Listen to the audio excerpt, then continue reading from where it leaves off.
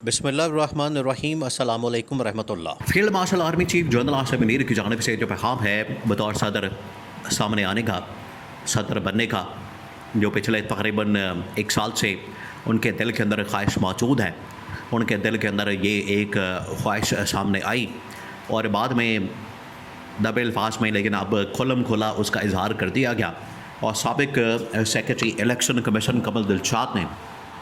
اس کے بارے میں انکشاف کر دیا کہ field marshal army chief general Asif Munir کو یہ پیغام دیا گیا، اور میں نے بذات خود ان کے ساتھ بات کی، ملاقات کی، اور اس کے اندر میں نے ان کو مشورہ دیا کہ آپ بطور صدر یونیفارم کے اندر آ سکتے ہیں، بنیادی چینج کرنا ہے آپ نے، آرٹیکل 245 کے اندر ایک کلاس ڈالنی ہے، شامل کرنی ہے، اور پھر آپ صدر بن جائیں گے۔ پھر انہیں مشورہ دیا گیا کہ آپ صدر کس قسم کے بنیں، آپ نہ ممنون حسین کی طرح، نہ عارف علوی کی طرح، نہ کسی اور سویلین صدر کی طرح، بلکہ آپ نے صدر بننا ہے مشرف کی طرح، ایوب خان کی طرح، اور ضیاء الحق کی طرح، اور آپ نے ڈنڈے والا صدر بننا ہے،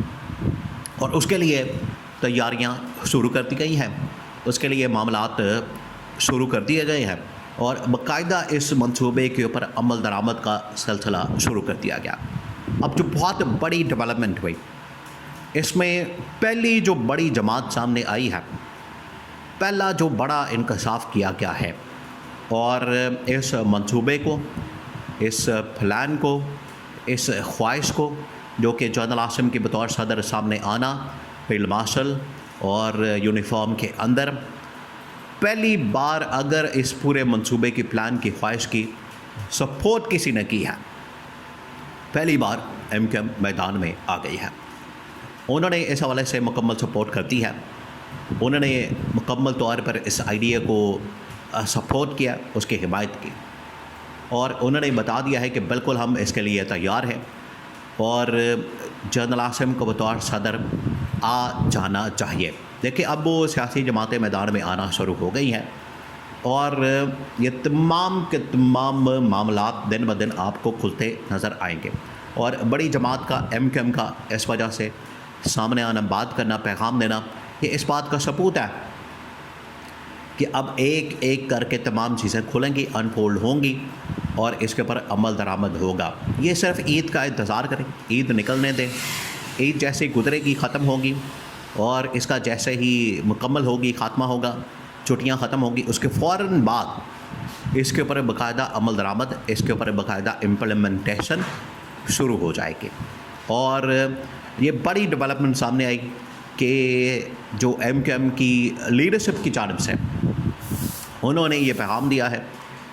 انہوں نے یہ میسج دیا ہے، انہوں نے اس حوالے سے اس آئیڈیا کو اور اس پورے پلان کو سپورٹ کیا ہے،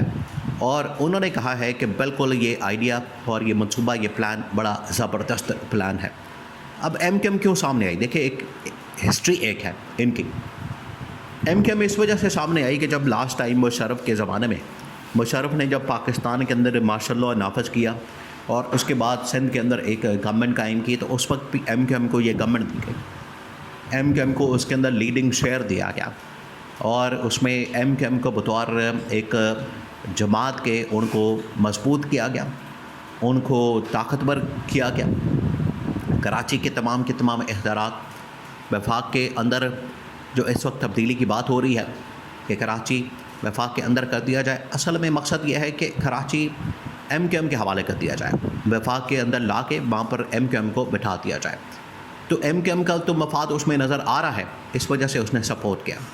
اب بات ہے نون لیگ اور پیپلز پارٹی کی، شریف خاندان اور زرداری خاندان کی، یہ کیسے سپورٹ کریں گے، کس طرح سے اس کی حمایت کریں گے، اور اس کے اوپر اگر کوئی رکاوٹ آتی ہے تو اسٹیبلشمنٹ اس کو کیسے دور کرے گی۔ دیکھیں یہ بات تو طے ہے، اسٹیبلشمنٹ کا جو یہ منصوبہ ہے،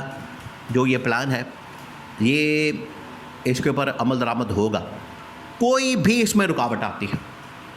کسی بھی قسم کی، چھوٹی ہو یا بڑی ہو، کوئی سیاسی جماعت ہو، کوئی لیڈر ہو یا کچھ اور، اس کو منٹوں کے اندر پار کر دیا جائے گا، منٹوں کے اندر، کیونکہ تمام کے تمام اس وقت نون لیگ اور پیپلز پارٹی والے یہ سارے کے سارے کمپرومائز لوگ ہیں، ان کے پاس کوئی طاقت نہیں ہے، کوئی پاور نہیں ہے، یہ سارے کے سارے آخر کار بکاؤ مال ہے۔ جب ان کی مناسب قیمت لگ جائے گی،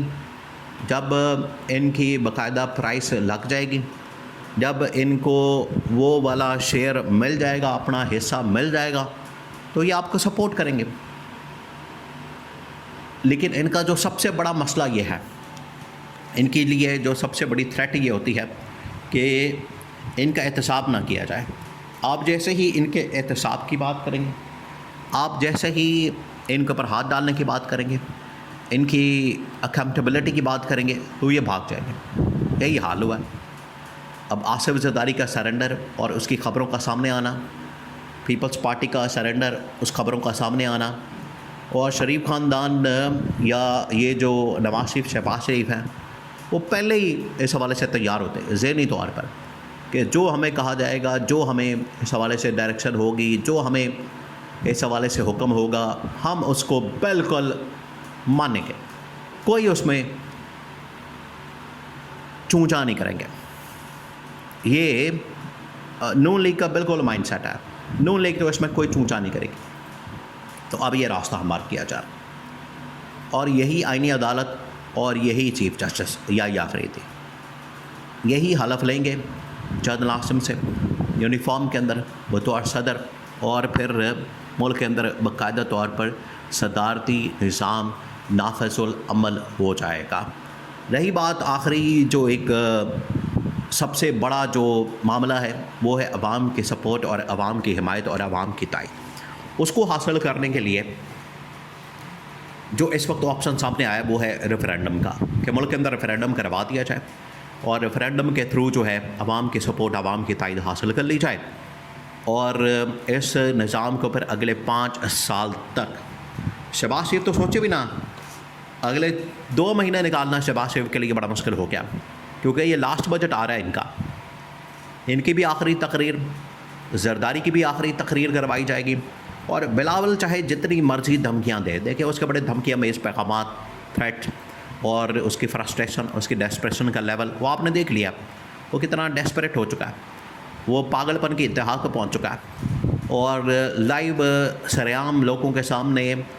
کیمروں کے سامنے خواتین کی بے حرمتی کرتا ہے، نہ اس کو عمر کا لحاظ ہے، نہ اس کو کسی خاتون کا لحاظ ہے۔ تو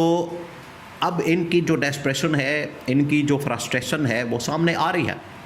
کہ ان کے اوپر کتنا پریشر موجود ہے، یہ پریشر جھیل ہی نہیں سکتے، یہ انڈر پریشر گریسفلی کام کر ہی نہیں سکتے۔ اور اس حوالے سے پیغام جو ہے موجودہ جو آئینی عدالت، موجودہ چیف جسٹس آف پاکستان یا آفریدی، ان کو بھی پہنچا دیا گیا کہ آپ تیاری کریں، آپ سے حلف لیا جائے گا، اور ایوان صدر کے اندر تبدیلی کے بعد چیف جسٹس ہی حلف لے گا۔